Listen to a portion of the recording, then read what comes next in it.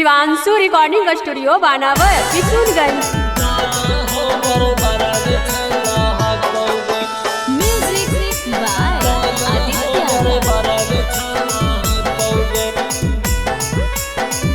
अगे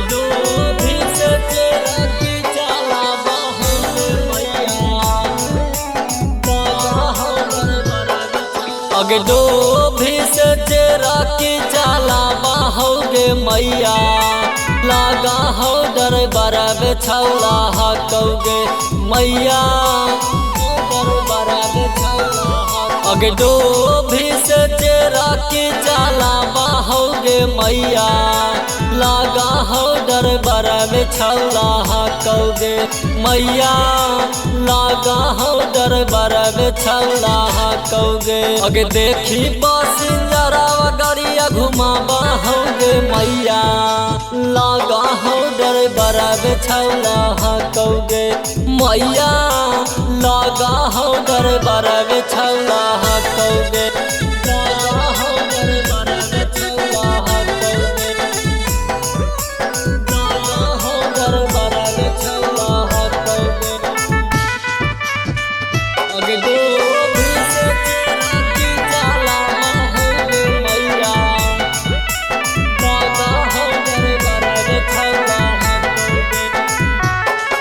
अगे दिन भर रहा कौली धारे उधार गे, रातिया में आमह कौ मैया सैया घर गे, मैया सैया घर गे। अगे दिन भर रहा कौली धारे उधार गे, रातिया में आमह कौ मैया सैया घर गे। अगे मारी एक लहरिया गरिया चला बाहोगे मैया, लागा हो डर बरा बेछौला हकौगे मैया, लागा हो डर बरा बेछौला हकौगे मैया, लागा हो डर बरा बेछौला हकौगे, लागा हो डर बरा बेछौला हकौगे,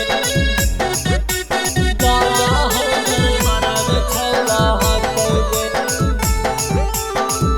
अगे दो भी से तेरा की चाला बाहोगे मैया, लागा हो डर बरा बेछौला हकौगे। अगे कहियो ना बोला हक मैया के प्यार से, जिया हमर जारल हक मानी से आहिरान से,